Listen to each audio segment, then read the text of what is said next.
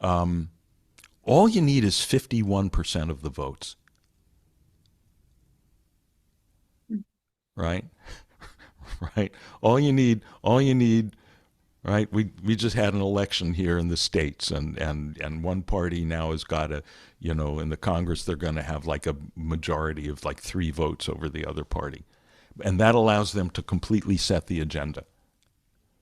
Sometimes they have to compromise with the other party a little bit, but mostly they set the agenda. So there's a point where, I certainly don't feel like I'm like at, 100% awakened. But there's a kind of a tipping point where you feel like, okay, maybe it's somewhere along the way here, we kind of got past that 51%. And that's enough that sets the agenda. Can you hear that? Is that making sense to people? That kind of sets the agenda, the tone. It's more like this,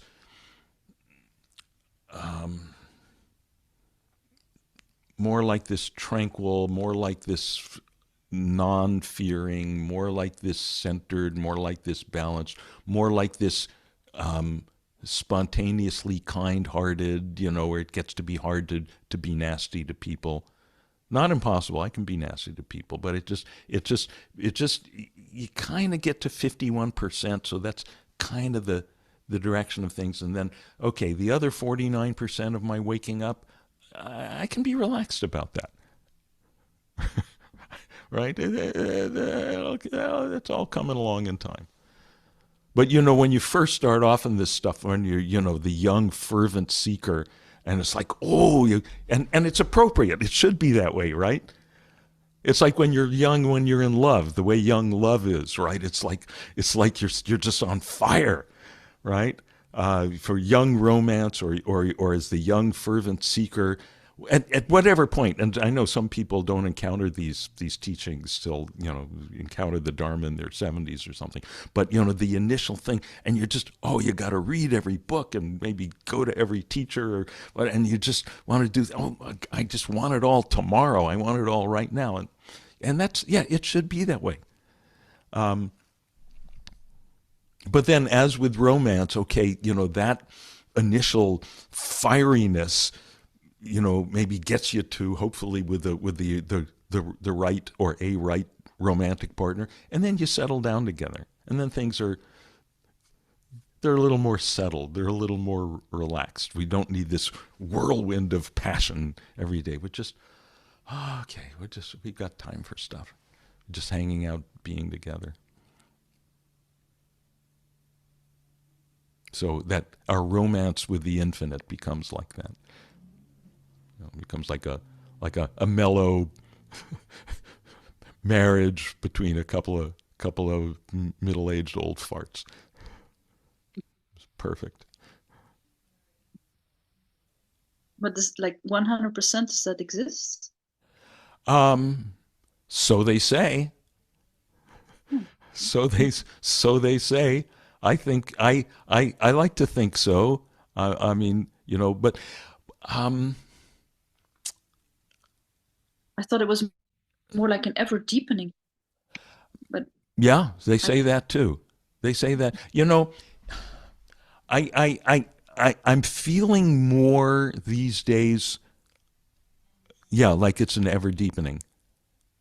That I think that when they write the books, and maybe it's when we first read the books, the way we first understand them, it's kind of a little more cartoon stick figure sort of understanding, 2 dimensional. We read, this enlightened person, and we tend to think of, just, and we tend to have. See, the thing is, whenever we say, well, is there such a thing as 100%? Is there such a thing as this, like, totally enlightened person?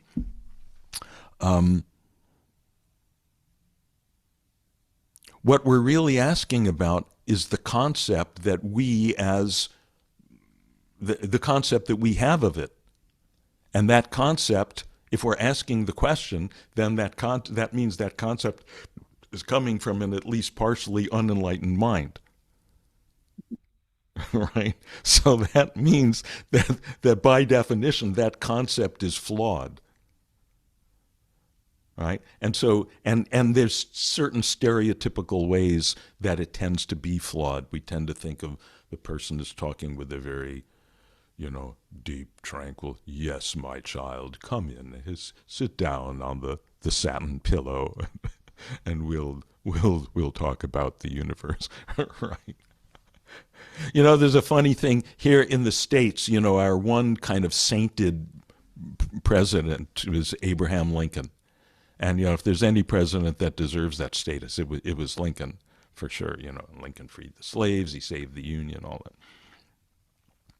And usually when Lincoln is represented in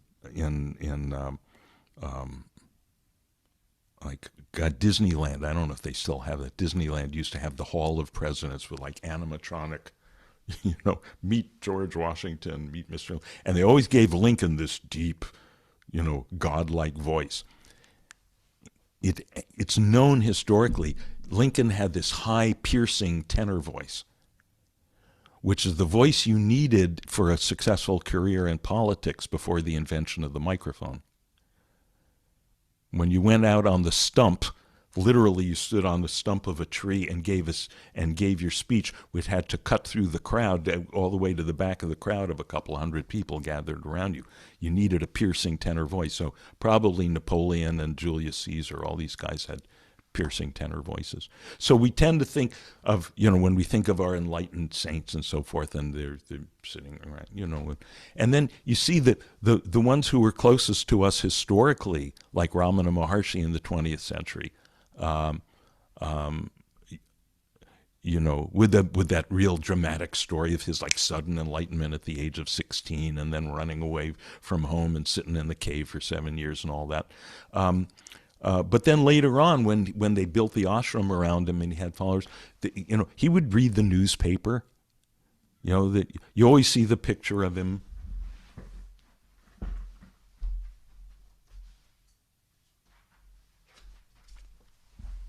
This very famous photo of Ramana Maharshi, which is so beautiful with, those beautiful eyes and that you just feel the tranquility oozing from there. This photo has probably brought a lot of people onto the path.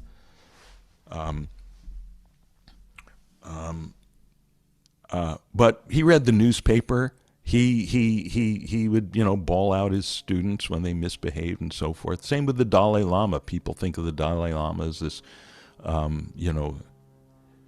stereotypically tranquil teddy bear, and that's kind of the way he is in his public persona. But I know people who've, been around him when the cameras aren't there, and he'll slap people around when they need slapping around. That doesn't mean he's not enlightened. It just means that that it doesn't necessarily conform to our flawed, stereotypical picture of what that's supposed to look like. I mean, I've been slapped around real good by a couple of teachers who I think were, if anyone's 100%, they were 100%, and I really value. I'm really glad they slapped me around like that. I needed that. Yes, Rachel, please. Oh, just real quick, what you were saying, it made me think about. I've heard that Mother Teresa can be pretty mean too, which I thought was kind of interesting. Someone we think of like all the people that you just mentioned with such reverence, and I still think of her with reverence, but that she could be just crusty and mean and put you in your place. So I think it's really interesting. To me, that's inspiring. I'm like that she could be. It's tough love, enlightened tough love. Yeah. It makes me feel like trying to emulate the saints is doable. I mean, I'm not meaning that in an egotistic way, but yes, it humanizes her to me. Yes, no, that's not egotistical. Thank you for bringing that up. That's really important, because if we put the Enlightenment, if we put the enlightened people up on this pedestal of this kind of stereotypical behavior, then it makes it unattainable for ourselves. So well, I could never be like that. Well, neither can they. So welcome to the club. Just by the way, there's a book by Christopher Hitchens. He wrote an entire book about Mother Teresa and about, in his view, what a completely horrible person she was. And how her entire mission in the world and all that was just completely bullshit and completely Fascinating. Yeah. Now I want to read that one, definitely. Yeah. I like to read. Are you all familiar with Christopher Hitchens? Oh yeah. You know what? Look him up on YouTube. He died some maybe 10 years ago of cancer, but he was largely a political guy. But he was this British guy with this wonderful cutting intellect and dry wit, and he is a very devout atheist and devoutly against, and everything spiritual. He wrote a book called, and I love this. I love the title of his of this one. He wrote many books, but this one book is called "God is Not Great." Right.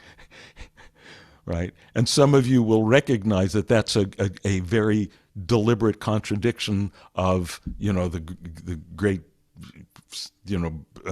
Muslim thing, God is great, Allah Akbar, right? And so he just comes out and just takes it right on the jaw. And he, so you might want to look into that book, or just, there's a lot of YouTube videos where he's like debating Christian ministers and so forth, and just wiping the floor with them.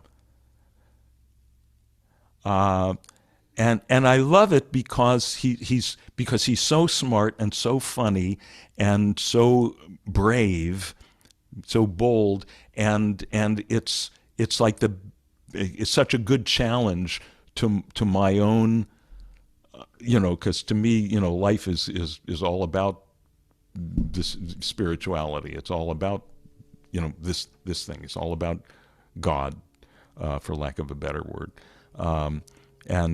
So I like getting slapped around by Christopher Hitchens. He kind of helps, challenge. Okay, how am I thinking about this? How do I need to talk about this? What's the spirit? What's the insight? What's the spiritual insight that withstands the Christopher Hitchens assault? Right? Because we can't That just sounds like. Oh, sorry. Yeah. No, go ahead. No, I was going to say it sounds a little like me seeing the Dharma in Dexter, the serial killer show. Yeah, It's like, yeah. no, but it's like left to right, and it's just like, I think it covers everything, even that stuff. I would love to read that book though. Thank you. Yeah. And you all catch him on YouTube. He's really fantastic.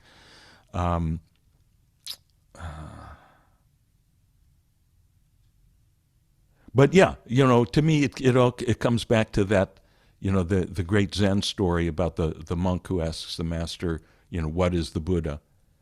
And the answer is the Buddha is a pile of cow shit in the middle of the road. You have to be able to see it there.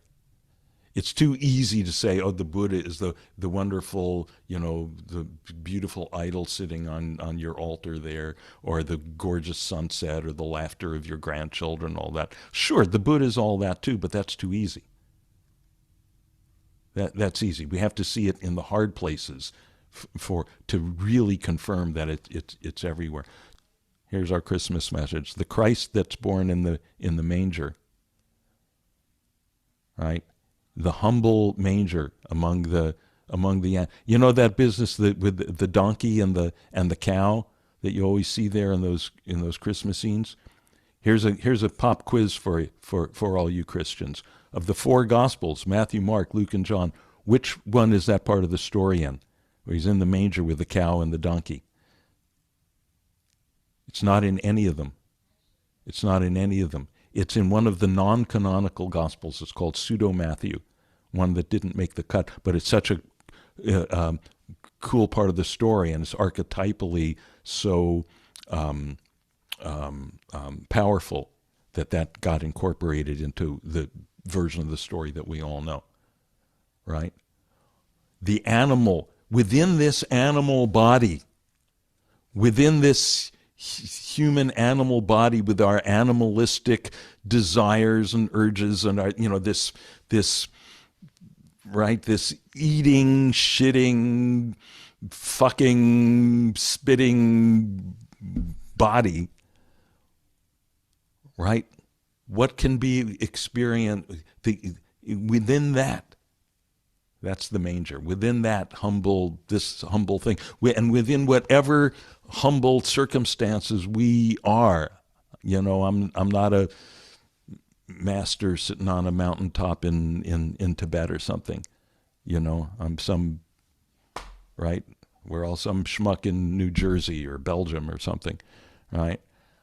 That even here, right? What is the Buddha? A pile of cow shit in the middle of the road. Even within this pile of cow shit, within this animal thing, this manger thing, right? The Christ, which is awakening, the light, the embodiment of the light, can be born, can be found.